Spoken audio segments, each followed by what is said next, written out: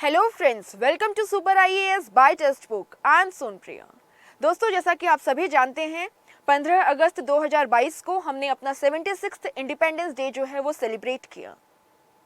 आज़ादी के 75 वर्ष पूरा होने पे इसे आज़ादी के अमृत वर्ष के रूप में देश भर में मनाया गया। हर घर तिरंगा कैंपेन जो है उसके थ्रू इसी पावन अवसर पे हमारे जो ऑनरेबल प्राइम मिनिस्टर हैं, उन्होंने देशवासियों को लाल किले से पंच प्रण जो हैं वो दिए, यानी 5 प्लेजेस, एंड साथ ही में जय अनुसंधान का नारा।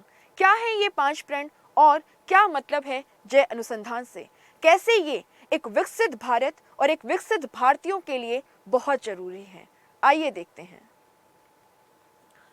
अमृत काल के पंच प्रण में से जो पहला प्रण है वो है कि हमें एक बहुत बड़ा संकल्प लेना होगा कि आने वाले 25 साल के अंदर, जब हम 2047 में आज़ादी के 100 ईयर्स पूरे कर रहे होंगे, तब हम इंडियन इकॉनमी को इतना डेवलप्ड कर दें कि हम डेवलप्ड कंट्रीज की कैटेगरी में खड़े हों। यानी एक विकसित भारत जो है उसका सपना हर भारतीय को देखना है और उसे साकार करने के लिए काम करना है।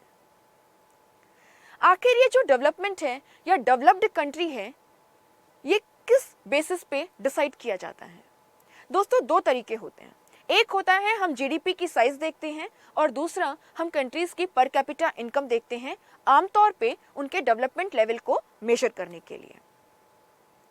अगर आज हम भारत की इकोनॉमी की साइज की बात करें तो हमारी जो जीडीपी है it is around 2.6 trillion dollars. वहीं पे हमारी जो पर कैपिटा इनकम है इट इज लेस देन $2000।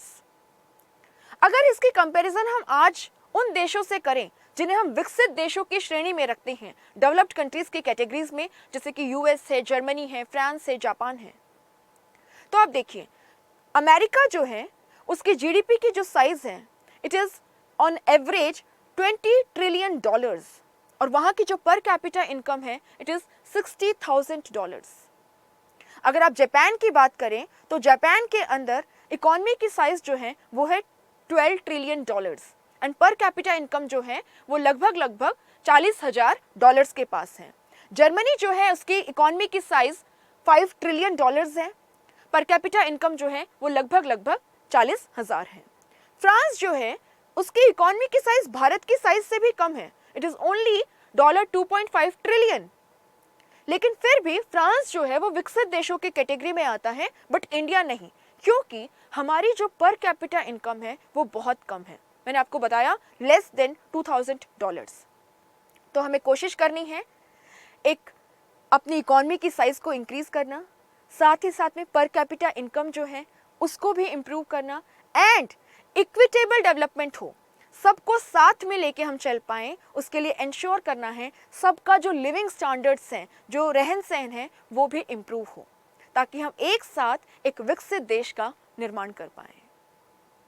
दूसरा जो प्रण है वो है remove any traces of colonial mindset, कि जो गुलामी है उसकी जो हमारी मानसिकता है, अगर उसका कोई भी अंश हमारे अंदर रह गया है तो हमें उसे खत्म करना होगा। हमें खुद के ऊपर भरोसा करना होगा। ऐसा क्यों? क्योंकि आपने देखा होगा अक्सर अगर आप किसी को बहुत फ्लुएंट इंग्लिश बोलते हुए देखते हैं, है ना, किसी को बहुत वेस्टर्न ड्रेस पहने हुए देखते हैं या किसी को इंग्लिश गाने सुने हुए देखते हैं, तो आपको लगता है कि यार ये पर्सन जो है ये तो मुझसे बहुत ज़्यादा हाई क्लास का लग रहा है, आप उससे बात करने तक का जो कॉन्फिडेंस है वो जुटा नहीं पाते हैं। यही जो मेंटलिटी है इसी को हम कॉलोनियल हैंगओवर, है ना, कि अभी तक हम कहीं ना कहीं जो हम एक स्लेवरी की जिंदगी जिए 200 साल तक, लगभग 200 साल तक, वो आज तक कहीं ना कहीं हमारे माइंडसेट के अंदर है। तो हमें खुद के अंदर विश्वास जगाना होगा, खुद की क्षमता पे, खुद की कैपेबिलिटी पे विश्वास करना होगा, तभी हम एक आत्मनिर्भर भारत, सेल्फ रिलायंट इंडिया जो है उसकी नींव रख पाएंगे और उसका जो सपना है उसे साकार कर पाएंगे। तीसरा, third is take pride in our roots.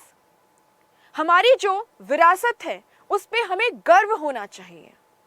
आपने देखा होगा रिसेंट ईयर्स में हमारी जो गवर्नमेंट है उसने चाहे योगा हो गया, आयुर्वेदिक मेडिसिन हो गई, सब जो चीज़ें हैं जो हमारी विरासत हैं उसको न केवल देश में बल्कि विदेशों में भी सॉफ्ट डिप्लोमेसी के थ्रू पॉपुलर बनाया है कि भैया हमारी विरासत ये है, हम ये देश हैं, है ना, हमारी रूट्स इतनी स्ट्रॉन्ग है।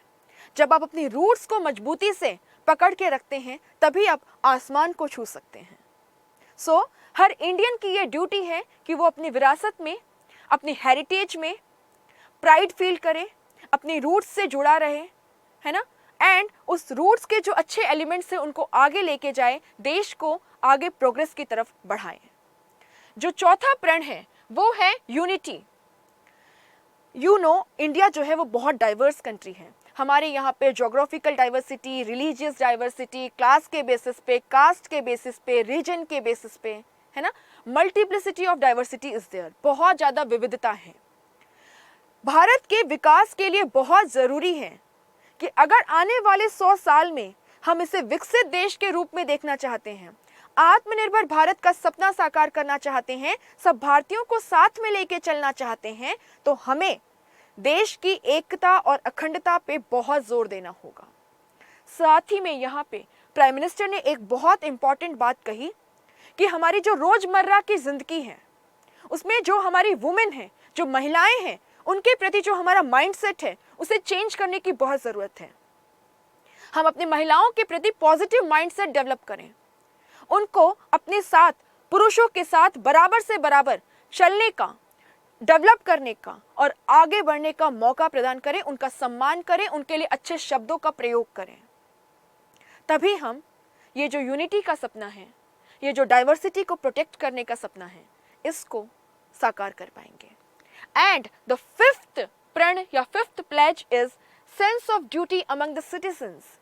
जो हमारे नागरिक हैं उनके अंदर भी एक जिम्मेदारी का एहसास होना चाहिए। हमें एक जिम्मेदार नागरिक बनना है।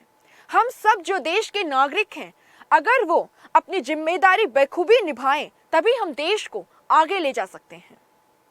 जैसे कि प्राइम मिनिस्टर ने एक बहुत ही छोटा सा एग्जाम्पल दिया। उन्होंने कहा गवर्नमेंट का काम है देश के हर घर में बिजली को पहुंचाना।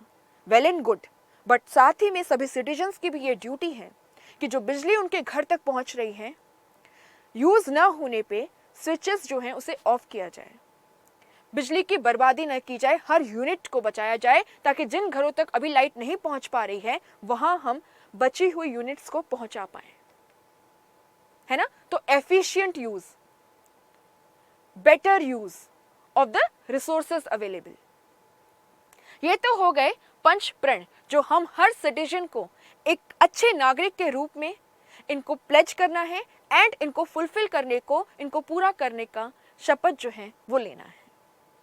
अब एक और बात, आपने लाल बहादुर शास्त्री जी का जय जवान जय किसान सुना होगा।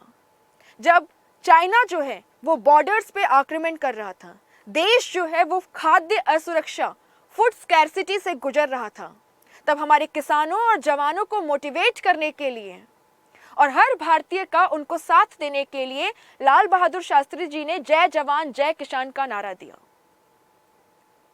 फिर पोखरण सेकंड के बाद अटल बिहारी वाजपेयी जी ने जय विज्ञान कि भारत की प्रगति में जो नॉलेज है, जो ज्ञान है, उसका कितना इफेक्टिव रोल है, उसको एम्फेसाइज करने के लिए जय विज्ञान का नारा दिया। और अब आज़ादी के 75 वर्ष पूरा होने पे हमारे honourable prime minister Narendra Modi ji ने जय अनुसंधान यानी कि इनोवेशन, रिसर्च, इसके ऊपर फोकस किया कि अगर हमें 5G टेक्नोलॉजी, है ना, chip making, 3D printing, internet of things, artificial intelligence, जो नई नई टेक्नोलॉजीज आ रही हैं उनमें फर्दर डेवलप करना है, भारत को बाकी जो विकसित देश हैं उनके कैटेगरी में लाके खड़ा करना और उनसे भी आगे ले जाना है। अगर हम चाहते हैं विश्व भर में भारत का झंडा लहराए तो रिसर्च एंड इनोवेशन जो है वो आज हमारे लिए बहुत इम्पॉर्टेंट हो गया है, जब टेक्नोलॉजी जो है वो आए दिन बदल रही है, प्रोग्रेस कर रही है। सो अगर हम एक डेवलप्ड इंडिया चाहते हैं, एक प्रोग्रेसिव इंडिया चाहते हैं, तो रिसर्च और इनोवेशन जो है उसे हम नेग्लेक्ट नहीं कर सकते हैं। सो जय जवान, जय किसान, जय विज्ञान, जय अनुसंधान एंड जय भारत। दोस्तों आशा करती हूँ आपको समझ में आया होगा 5 प्रण क्या है, जय अनुसंधान क्या है। अगर आप ऐसा ही इंफॉर्मेटिव कंटेंट चाहते हैं तो आप हमारे channel super IAS by text book को सब्सक्राइब कर सकते हैं। एंड साथ ही में अगर आप UPSC सिविल सर्विसेज के कॉम्प्रिहेंसिव प्रिपरेशन के लिए कोई सोल्यूशन ढूंढ रहे हैं तो आपके पास है सुपर कोचिंग, जहां पे आपको मिल रहा है 30+ video courses, mock test, study notes and daily live classes by experts. And the cost is very nominal, only 2500 rupees per month. आप चाहें तो कोड यूज कर सकते हैं SON20 और आपको इसके ऊपर मिलेगा 20% का डिस्काउंट। Happy learning.